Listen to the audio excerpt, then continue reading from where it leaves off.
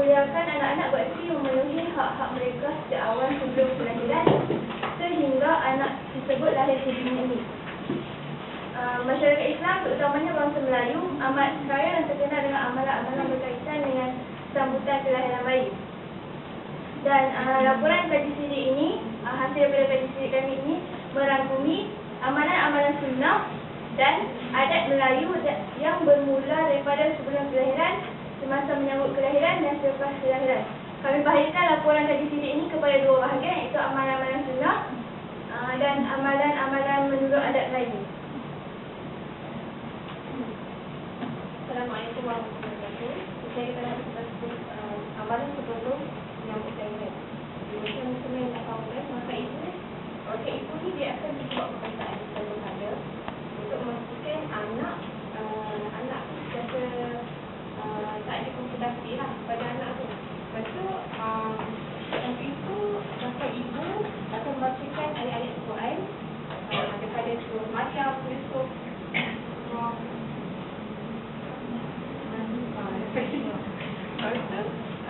suami juga peranan untuk mendengarkan macam ayat Quran berkaitan dengan isteri.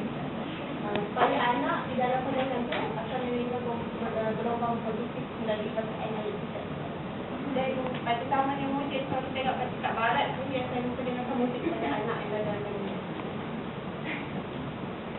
Antara amalan yang lain iaitu penggunaan air susu ataupun minyak susu. Air susu dan minyak susu untuk kaum ibu yang akan mandikan anak, tujuan memudahkan dan mengurangkan penderitaan susu sakit yang dirasai bapa ibu. Saya nak bertanya tu, melakukan beberapa amalan yang awal dari sebelum kelahiran, semasa kelahiran ataupun selepas kelahiran bayi. Berbagai amalan sunat dapat dilakukan semasa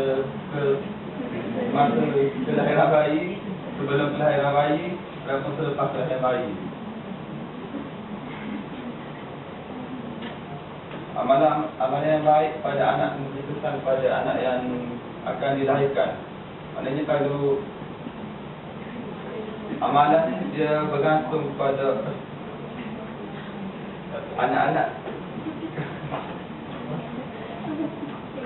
Pengamalan yang baik daripada ibu bapa dapat membentuk akhlak yang baik terhadap anak serta membolehkan anak itu menjalankan kehidupan yang soleh maupun solehah. Yang pastinya dapat mendoakan kebaikan kepada ibu bapanya setelah mereka sudah tiada.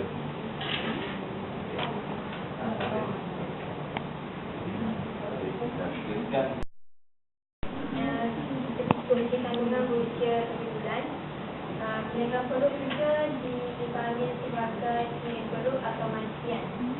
Tujuan menyakit perut ialah untuk mengelakkan kecelakaan dan kesusahan semula bayi.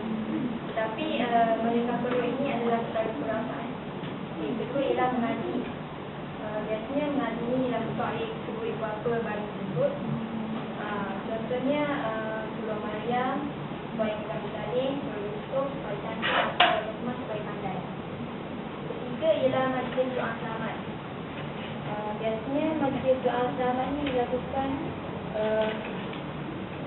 dalam bulan-bulan terakhir kandungan. Dalam majlis doa selamat itu diadakan bacaan Yasin dan gelar hajat. Tujuannya untuk memohon pertolongan supaya dimudahkan bersalin dan perlindungan daripada Allah dan kesyukuran di atas kandungan. Keempat ialah jumpa doktor. Itu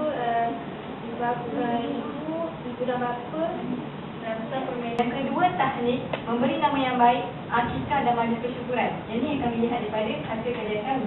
Yang kedua, mereka tidak lagi mengamalkan amalan-amalan khurafat yang pernah dilakukan bagaimana masyarakat terdahulu seperti bayangan perut, menamakan anak dengan nama yang pelik dan sebagainya.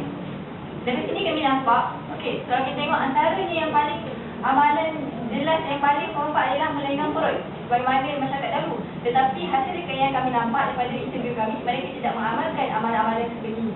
Dan terakhir sekali, hal ini mungkin kerana masyarakat hari ini tidak lagi jamin dengan ilmu agama dan mempunyai inisiatif untuk bertanya hanya pada golongan yang lebih berpengetahuan seperti ulama dan juga pakar-pakar perubatan. Ini mungkin kerana masyarakat hari ini mereka lebih fokus pada ilmu agama kerana apa yang mereka lakukan, mereka tahu akan memberi kesan kepada anak mereka. Okey, cuba tengok antaranya. Okey, ini antara contoh bagaimana majlis suku Jambul. Yang kedua, ini sama juga dan mungkin ada setengah yang tak tahu apakah bahan-bahan yang digunakan dalam majlis suku Jambul. Sebagai contoh, air kelapa, bunga rampai, bedak sejuk yang setidak agama dan juga beras kuning. Ini hanya adat semata-mata. Dan itu saja sekian dari kami, insya-Allah.